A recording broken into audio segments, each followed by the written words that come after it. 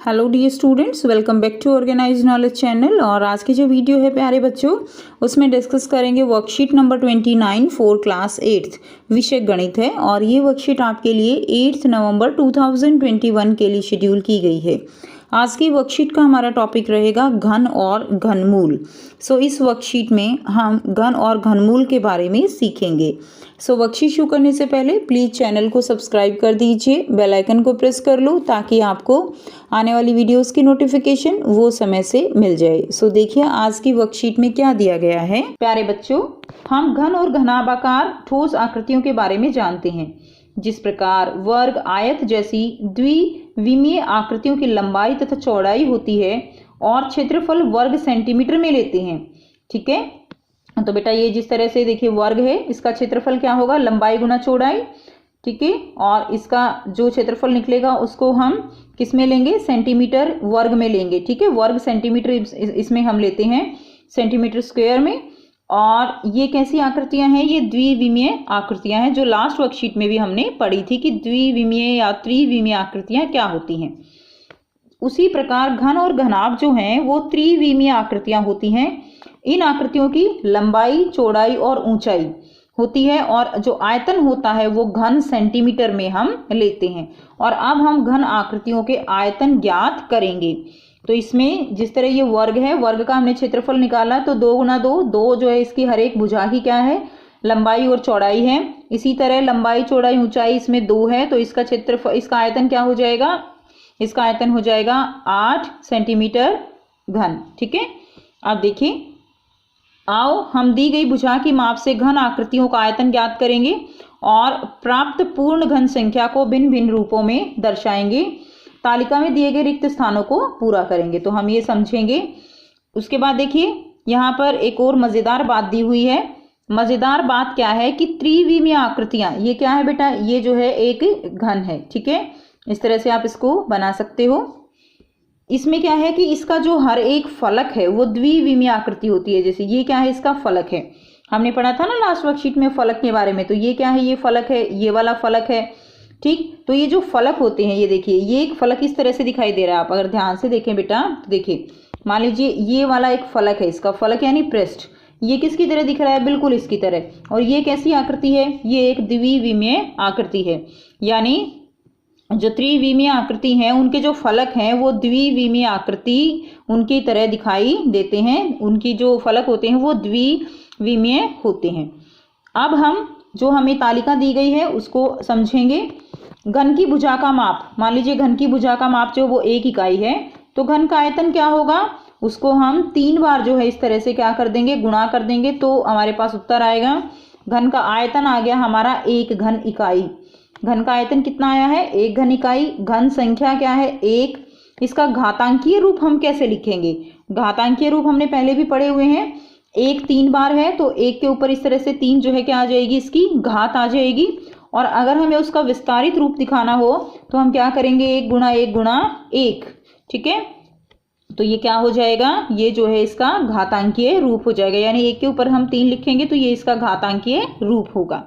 Next देखिए, अगर हमारे पास घन की भुजा का माप जो है वो कितना दिया गया है, 2 इकाई, तो 2 गुणा 2 गुणा 2 करेंगे, 8 आ जाएगा। 8 घन इकाई उत्तर होगा। घन संख्या कितनी आई हमारे पास, घन संख्या आई 8। घातांकीय रूप जो है क्या होगा, तो 2 को की घात 3 लिखेंगे और 2 को इस तरह से 3 बार करेंगे तो ये इसका विस्तारित रूप हो जाएगा। ठीक है, 2 की घात 3 का मतलब क्या है कि 2 जो है कितनी बार है, 2 3 बार है। और इसको आपस में गुणा करने से हमारे पास इसका आयतन आ जाएगा।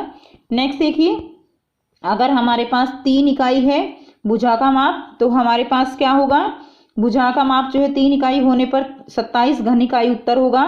और यहाँ पर हम क्या लिखेंगे, आपको साथ साथ तालिका भी पूरी करनी है। तो घन संख्या कितनी होगी, घन संख्या हमारे पास 27 होगी।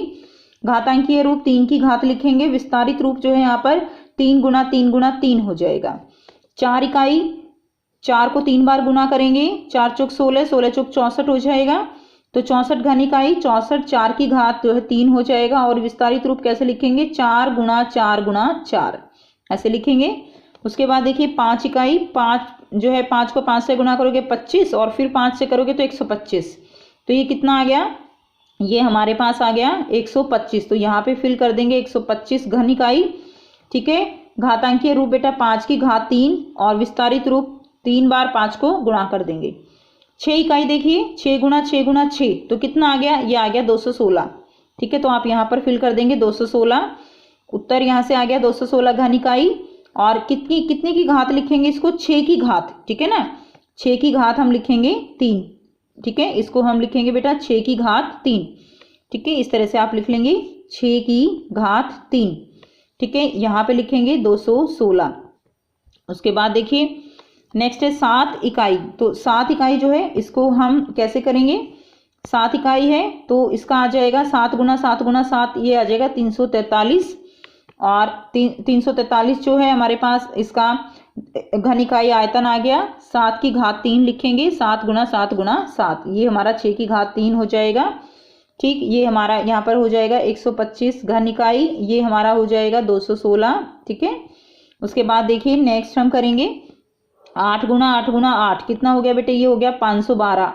ठीक है, 512 घन इकाई हो गया। 512 8 की घात 3, 8 गुना 8, इसको हम विस्तारित रूप इसका लिख सकते हैं। नेक्स्ट देखिए 9 इकाई। तो 9 गुना 9 गुना 9, 9 में 81, 81 नहीं 729, तो ये 729 इसका उत्तर हो जाएगा।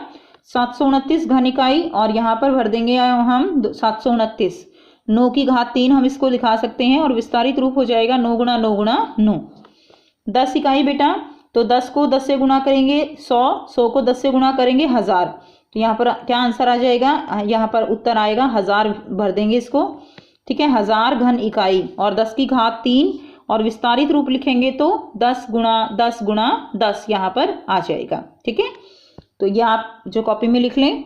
अब देखिए इस प्रकार हम देख सकते हैं कि प्राप्त संख्याएं 1, 8, उसके बाद क्या है 27, 64, 125, ये सभी जो हमें मिली हैं वो हमें घन का आयतन ज्ञात करते हुए प्राप्त हुई हैं।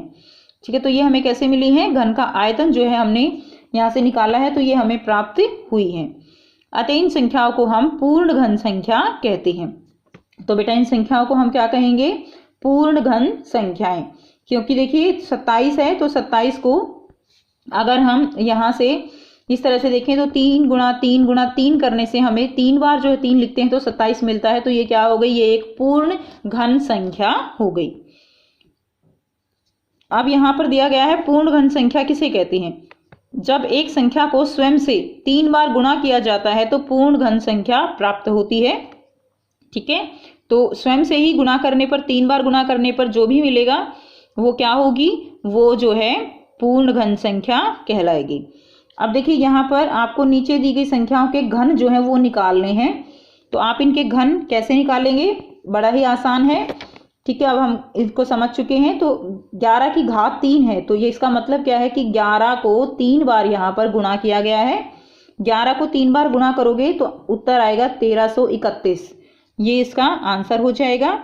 उसके बाद देखिए 12 को 3 बार गुणा करोगे, 12 गुणा 12 गुणा 12, तो बेटा ये इसका उत्तर आ जाएगा 1728। ठीक है, 12 को 1 बार करोगे, फिर 2 बार करो, फिर जो है 12 करोगे तो आंसर आएगा 1728। 13 को गुणा करोगे, 13 को बेटा इसी तरह से आप जो है कॉपी में लिखेंगे, 13 को गुणा करेंगे तो उत्तर आएगा हमारे पास 2197। ठीक है, 2197 इसका उत्तर हो जाएगा। नेक्स्ट जो है आप जब 14 को गुणा करोगे तो देखिए 14 गुणा 14 गुणा 14, तो क्या आ जाएगा, इसका उत्तर आपके पास आएगा 2744। ठीक, तो ये इसका उत्तर होगा। अब देखिए अब ये आप कॉपी में साथ साथ करते रहिए। अब हम करेंगे 15 जो है 15 का घन। तो इसको हम करेंगे तो देखिए 15 गुणा 15 गुणा 15, तो बेटा इसका आंसर कितना हो जाएगा 3375। ठीक है, उसके बाद देखिए अब हम करेंगे 16 का, 16 गुणा 16 गुणा 16, इसका उत्तर हो जाएगा 4096। ठीक है, 4096। 17 का करेंगे, 17 गुणा 17 गुणा 17, इसका उत्तर आपके पास हो जाएगा 4913। ठीक है, 4913। उसके बाद 18 का घन दिया गया है, 18 गुणा 18 गुणा 18, उसके बाद देखिए आंसर आ जाएगा 5832। ठीक है, तो ये बेटा इसका आंसर हो जाएगा। नेक्स्ट करते हैं, तो ये आप कॉपी में अपने कॉपी में कर लीजिए। नेक्स्ट दिया गया है बेटा, नीचे दी गई खाली स्थान में घन की आकृति बनाइए। तो देखिए घन की आकृति कैसे बनाएंगे। सबसे पहले घन की आकृति बनाने के लिए आप जो है इस तरह से ऐसे खींच लीजिए, ठीक है। उसके बाद आपको क्या करना है, इसी तरह से एक और जो है यहाँ पर ऐसे ही एक स्क्वायर और बना लीजिए, ये बन गया, ठीक है। अब आप इनको ऐसे मिला दीजिए, ये जो है इनके जो कॉर्नर है ना, इनको ऐसे मिला दीजिए, ये बन गया आपका घन। तो इस तरह से आप जो है घन की आकृति बना सकते हैं। तो ये थी बच्चों आपकी आज की बेटा मैथ्स की वर्कशीट। काफ़ी इजी वर्कशीट थी। आई होप आपको ये क्वेश्चंस क्लियर हैं और आपको पूर्ण घन संख्या क्या होती है वो भी क्लियर है। और अगर कोई भी डाउट है तो आप कमेंट सेक्शन में कमेंट करके पूछ सकते हो। वीडियो अच्छी लगी तो लाइक शेयर ज़रूर कर दीजिए, चैनल को सब्सक्राइब भी कर लीजिए। And thanks for watching, have a nice day.